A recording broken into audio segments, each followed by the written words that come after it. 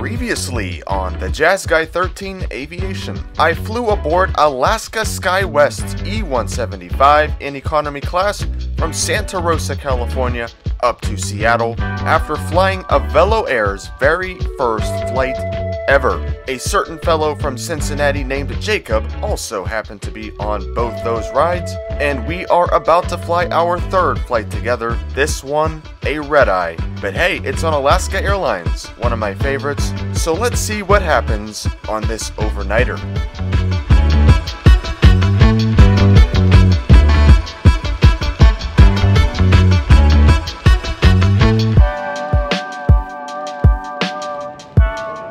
By now, I've done red-eyes across North America on Delta, American, Frontier, Spirit, and Air Canada, but not yet on Alaska, so tonight I'll be flying them over to Chicago's O'Hare International Airport in an exit row seat in economy class aboard the 737-900ER. Our gate for this Alaska red-eye will be D7, but since we had some time, Jake and I sat in an empty seating area, chowed down on some McDonald's, and charged up our devices, which thankfully the seats at SeaTac have lots of outlets. Once it was finally time for us to head to the gate, the airport definitely started looking pretty dead, with most of the concessions closed. Concourse D is at the northern part of this airport, part of an X-shaped central terminal with concourses A, B, and C attached. There's also a south and north satellite terminal, the former used for international flights, the latter by Alaska Airlines.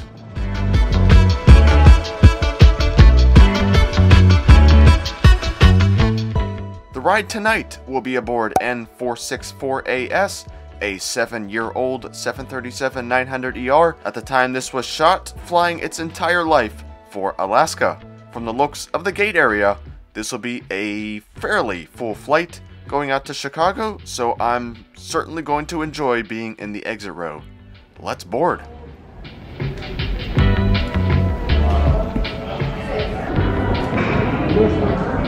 you. Hello. Christopher, you're traveling with anybody under the age of 15? Nope. Okay, you're good to go. Thank you. Like my last flight, I also boarded with Group B due to my OneWorld Ruby status, which goes before most of main cabin.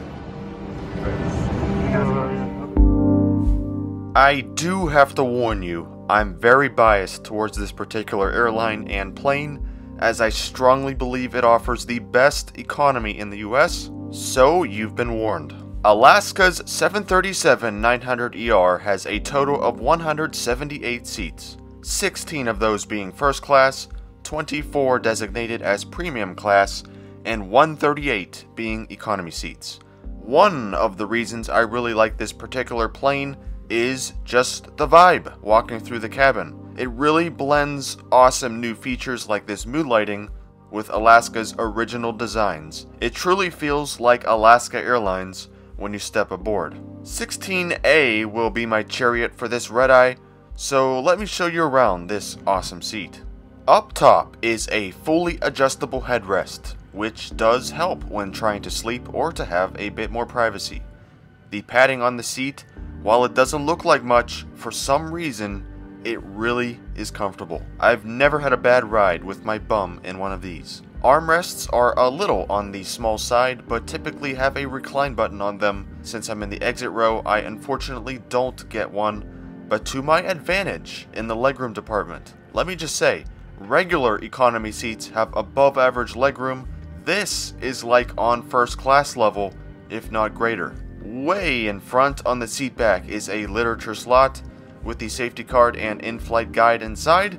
A tray table is just below that with a netted seat back pocket located underneath, and yes, a universal power outlet and USB port is found at every seat.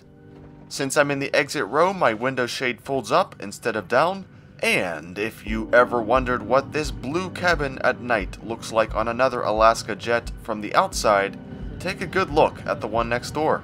It looks pretty sick. And with that, we are now pushing back for Chicago.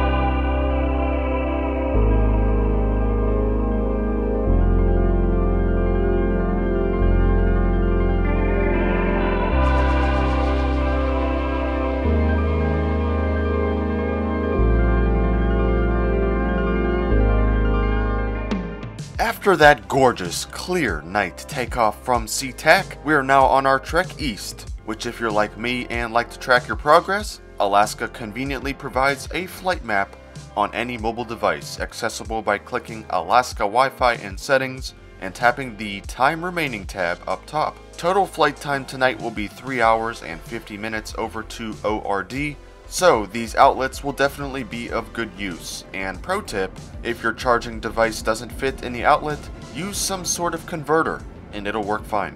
Now, I do apologize in advance for the poor lighting in this video. The cabin lights were kept off for the entire flight, and I felt like a schmuck turning my reading light on, because literally no one had it on, so to accommodate, I snuck in some light from my Apple Watch here and there. The tray tables on board the 737-900ER are pretty decently sized, with 2 cup grooves and the ability to be extended. Flight attendants came by the entire cabin shortly after takeoff with snacks and drinks to any soul that was awake on board, to which I got this savory snack mix bag and eventually a few waters. While Alaska's snack mix isn't the best airplane snack out there, it's certainly not the worst. But what do you guys think of this snack? Let me know below.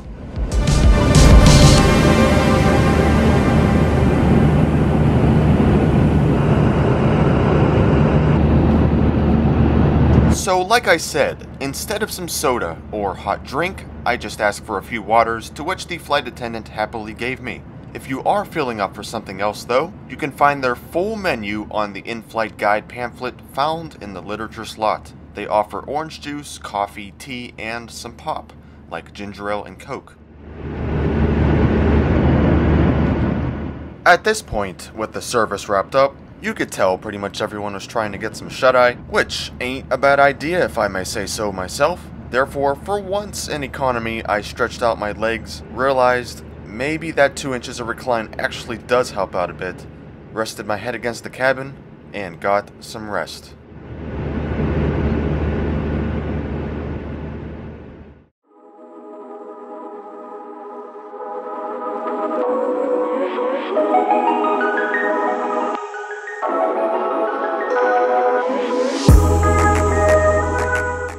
Well, this is it guys. The Jazz Guy 13's Week of Chaos enters its final day, April 29th.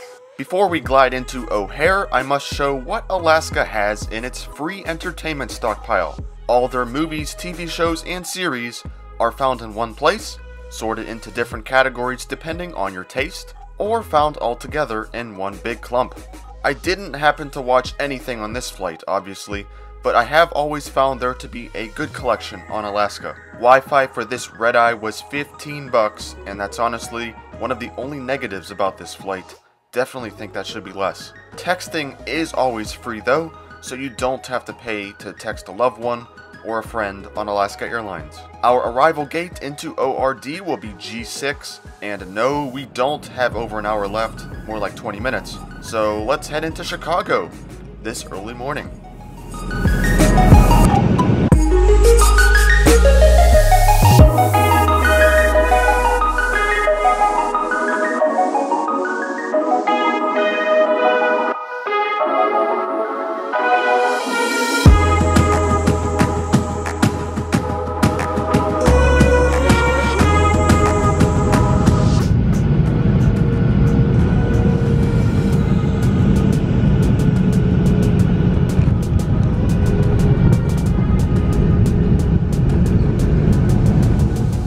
Besides that Wi-Fi cost, and the fact my seat didn't recline at all, this definitely was one of my favorite red-eye flights sitting in economy. A certain Delta flight I took where blankets were handed out still sits in the back of my mind, but as far as comfiness, this was very sweet. There's no beating around the bush though, red-eyes aren't gonna be fun. You really are basically losing a night's sleep. But if the airline can accommodate for that, such as with their hard product, or mood lighting, or a crew not blasting main lights, or some amenities offered, then it makes the experience a little bit more bearable. And I think Alaska Airlines 737-900ER does a fantastic job on these flights. I would gladly take them again on a red-eye and in a regular economy seat too.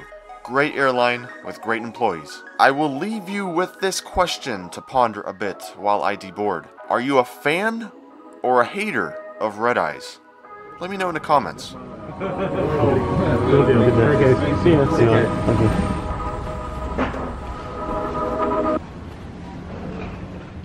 And that will conclude this Seattle to Chicago flight aboard Alaska. As you can suspect, I got one last flight in the week of chaos, finishing up right where I started and on the same airline. Hope you guys enjoyed this red-eye vid. Thanks for watching and catch ya on the next one.